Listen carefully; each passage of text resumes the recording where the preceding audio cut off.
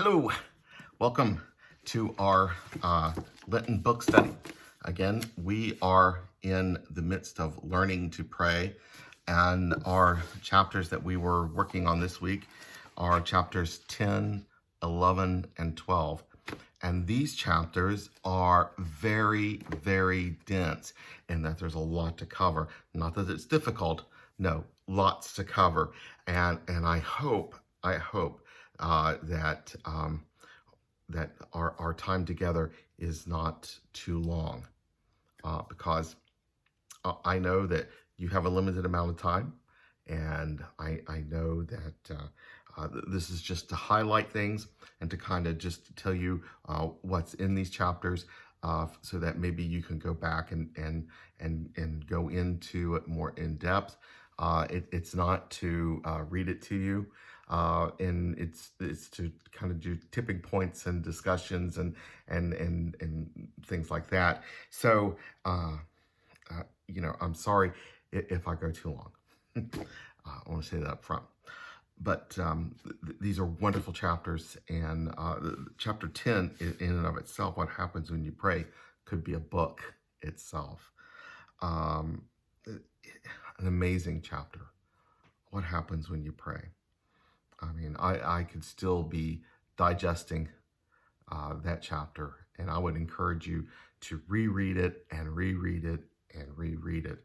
I mean, after this book is read, I'm going to go back and reread that chapter again and again, because it just provides so much things to think about and to contemplate and to ponder, that I want to explore those a little bit more with Father Jim. What happens when you pray? He lays it out there in the first paragraph. Emotions, insights, memories, desires, images, words, feelings, and mystical experiences. Those are the big thematic things that happen when you pray. And depending on what type of prayer you're doing, different things happen.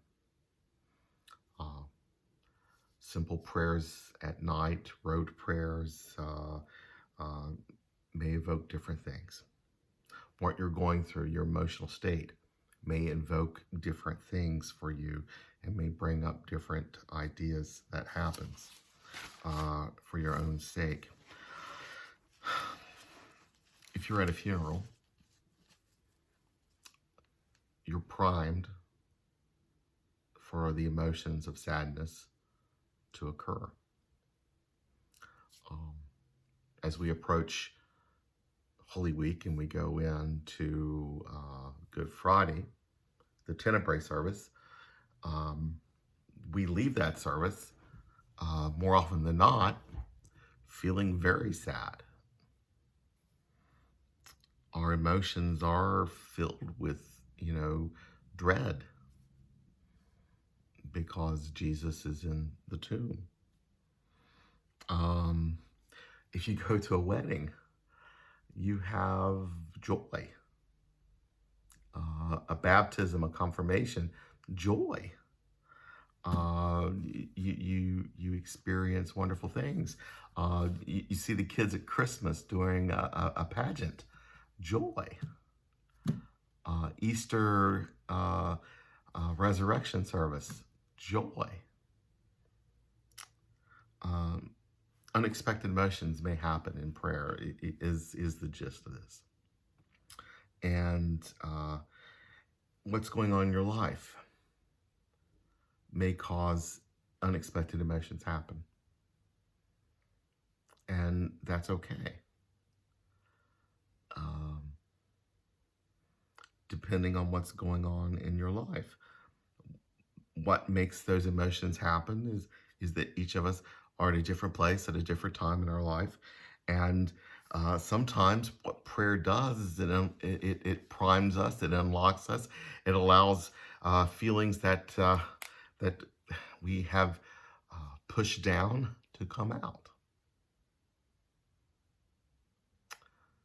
Prayer allows us to talk to God. and to share with God. Prayer allows us to deal with feelings and emotions. And sometimes what prayer does is it allows us to contemplate and to perceive God. And what we do with these emotions is sometimes it allows us to make sense of the world around us. Sharing these feelings, sharing these emotions with God can unblock our relationship with God. They can let us be free. Sometimes we have something going on in our life and we can't share it. Maybe we need to go for a walk and have a talk with God. And it's also a moment to consider an invitation into action. Prayer leads into insights. Prayer allows emotions to occur. Prayer leads into insights. Prayer lets us see things from a different perspective. We have insights from Scripture. We can reread the parables of Jesus. We can reread the stories of Jesus. We can reread the stories and the healings of Jesus. That we can place ourselves in those stories. We can place people in those stories of Jesus.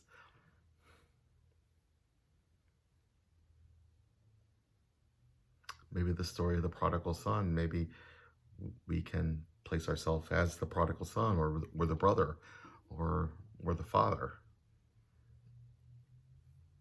Maybe we can place someone we know as the father or the brother or the prodigal. There are many ways to find insights. I just encourage you to read that chapter 10 again. It is so rich, sisters and brothers. And oh, how I wish it wasn't COVID, that we could sit around a table and just discuss. We would take chapter 10 and just probably discuss it for a couple of weeks. Prayer can lead to memories, good memories or bad memories. Prayer can lead to memories being recovered, memories that need to be healed, or memories of things that are healing, things that need to be forgiven, consoling memories or happy memories, or those mountaintop experience memories. Prayer can take you back to your childhood and you recover those childhood memories.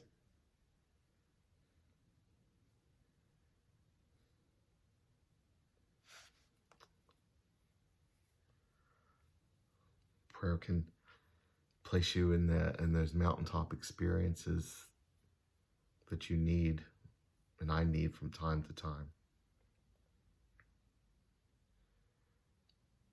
One of the exercises that I found that he talked about was, recovering a memory of your childhood home so that you can keep it alive. And inviting Jesus to go with you into each of the rooms of your childhood home. And blessing those rooms. Blessing the memories of those rooms. And then as you go out the door, remember keeping the door open so you can come back.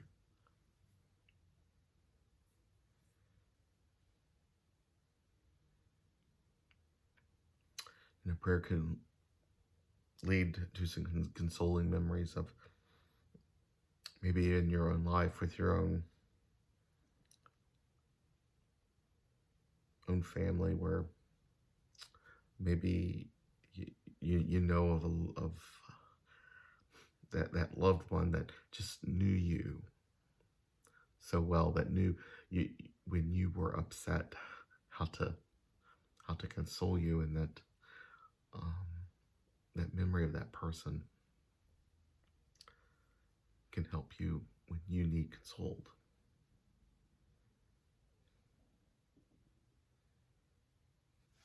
Leave the door open for Jesus.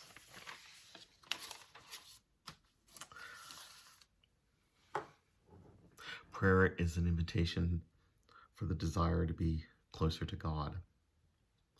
And, he lists those desires and the desire to be closer to God, a desire to follow Jesus, a desire to be a better person, a desire to emulate a holy person.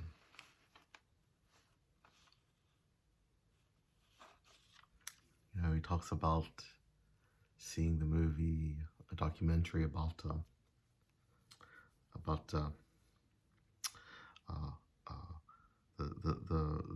monk at Gethsemane.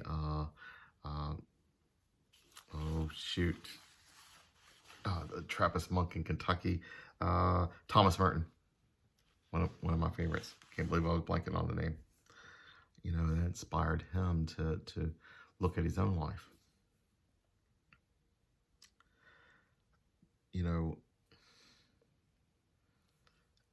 It's okay to look at people's lives like that.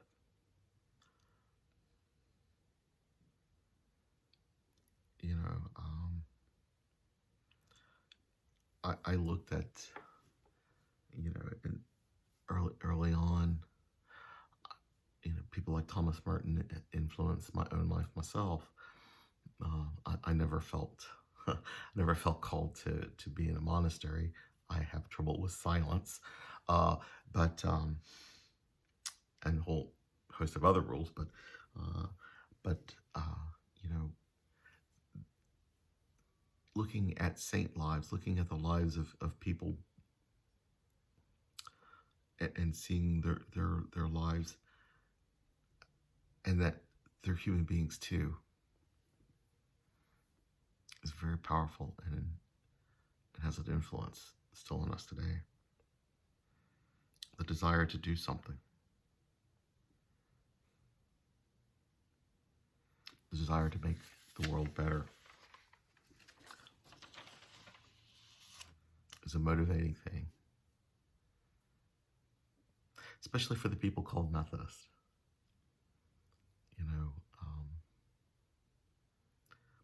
The influence in my life, if you will indulge me, is to share that. Is to share that, we do things from a both and position of an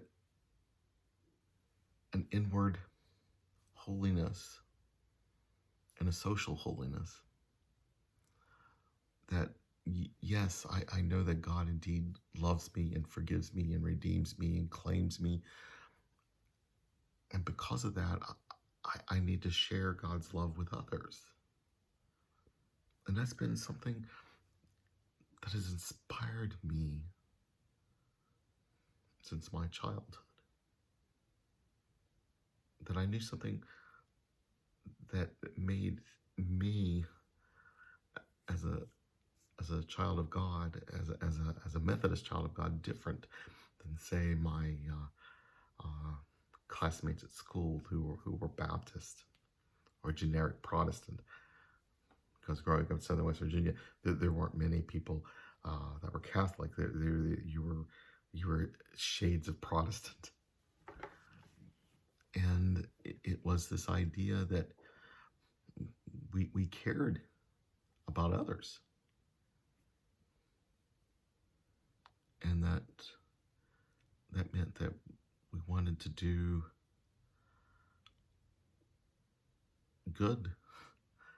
good things to make sure that not only did we care for the soul, but we fed the belly.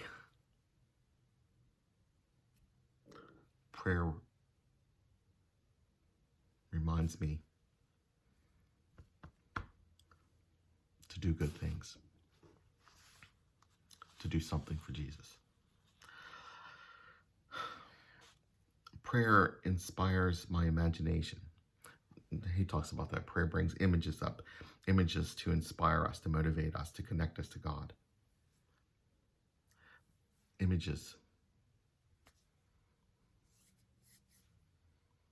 Images of, holiness, images of saints, images of the beauty of nature, images of what you think heaven would be like, images of peace, images of natural beauty.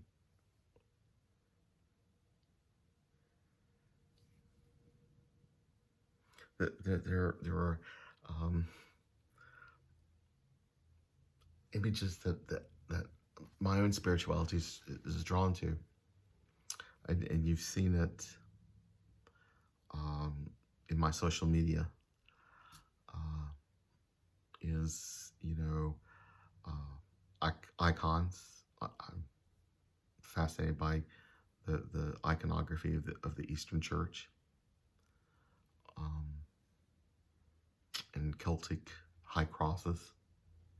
So those images motivate me, inspire me. I see divine in that. They connect me to God. And each and every one of us are different, and that diversity is okay. Words. Prayer brings up words. Words come to mind. Some of us don't think in images. Some of us think in words. And when we pray, we think in words, concrete words. Some words come to mind. Maybe it's love, and maybe it's compassion, maybe it's salvation, maybe it's peace, maybe it's understanding, maybe it's care. Whatever it is, words come to mind. You think in words, and that's a beautiful, beautiful thing to happen too. But this chapter 10, again, it just explores many, many, many things, and it's a myriad of things. And again, I would encourage you to go back and explore chapter 10. And we haven't even hit the final thing, the big thing, the mystical experiences that we can't define. And it's hard to define.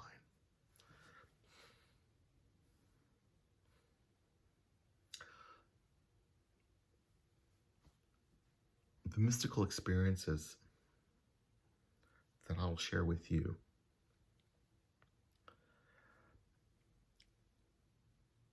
whenever I have encountered these holy moments, they feel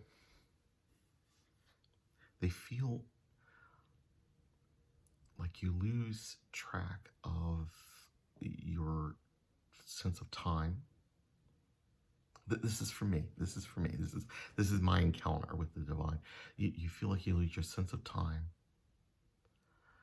There's a peaceful feeling, a sense of bliss. It's beyond joy. And at the same time, it's incomprehensible and yet uncomfortable. You don't want it to end, but it's so strange. You don't know if this is right. I have felt this at times encountering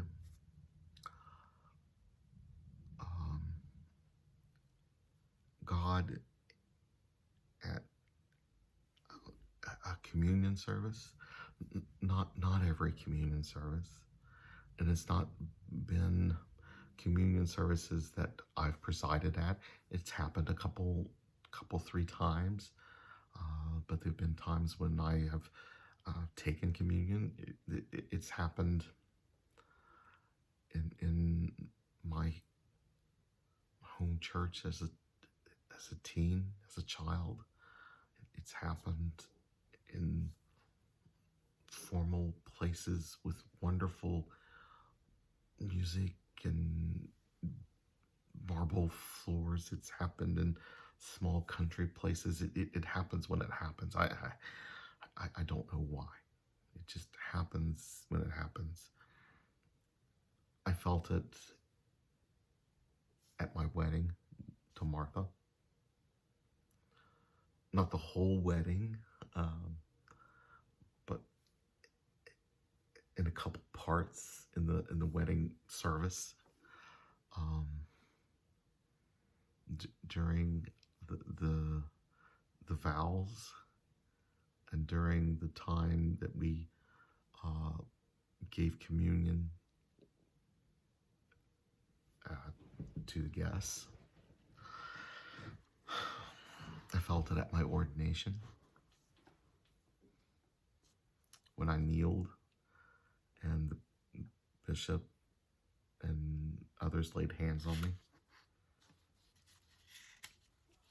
And it's an interesting mystical. Again, you could write simply a book on the mystical experiences. All right, that's chapter 10. Now we move on to chapter 11. Again, this is a very dense chapter as well. If it wasn't a non-COVID experience, we would probably take a whole week to discuss this chapter. How do you know if it's God's voice? So after we've looked at knowing that prayer invokes feelings and words and these mystical experiences and insights and emotions and desires and images and even silence and all that can happen and at the same time, how can we hear God? How do we know it's God's voice that is speaking? How do we know that it's God that is speaking and not a malevolent voice or our own ego? Well, there's some Ignatian exercises that he talks about. The three-pronged choice. If it's a kind of like a spoiled child wanting its way, or if it's wants to be like a soldier, finding your weak spot, or wants to keep keep your sin a secret, that's probably not God.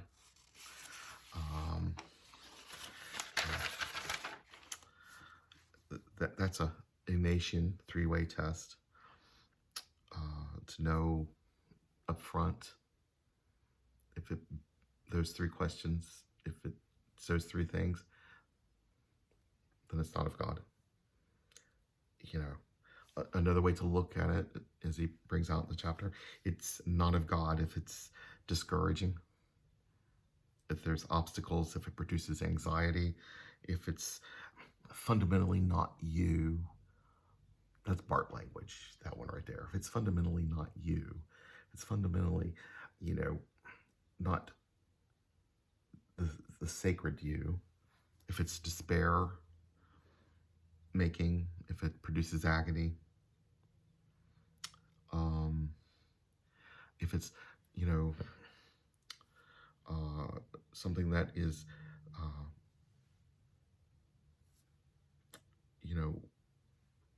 then that's not of God.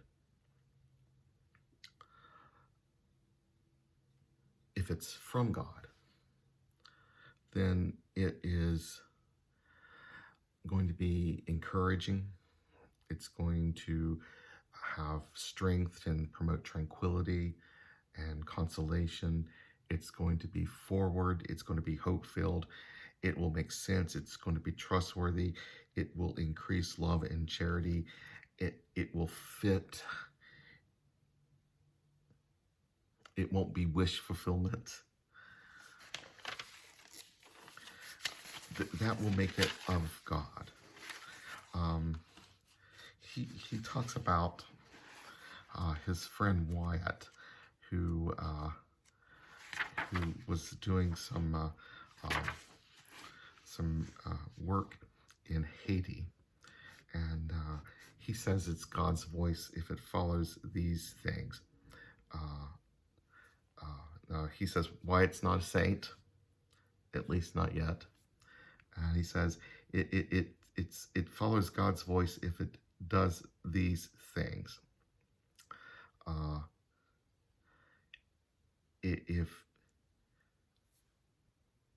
If it makes sense, if it increases love and charity, if it fits with what you know about God, if it's not a distraction, if it's not wish fulfillment, and if it's important, and if it doesn't have a component of evil or come from any intention of evil or malice. All that makes sense.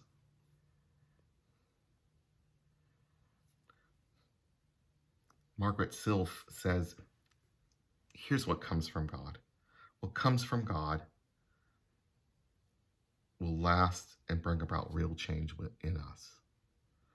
What comes from God has a peculiar characteristic of weaving itself seamlessly into our own personal experience and memories. What comes from God will draw us closer to God. And finally, how do we know it's God? The sheep will know God's voice. He tells that story about the shepherd that comes up and grazes his sheep in Kenya. And it's Kuja Hapa. Kuja Hapa. Come. The sheep know the shepherd's voice. How biblical. The sheep know the shepherd's voice. So how do you know if it's from God? The sheep know the shepherd's voice. Well, sisters and brothers, this is the first two chapters of the week. We've done chapters 10 and 11. We're going to stop here, and we're going to do chapter 12 in a separate video. All right. Chapter 12 is coming next. Alrighty. Again, I'm sorry for going so long. These chapters are dense. So there's going to be 2 videos this week. All right, the second video is coming right up.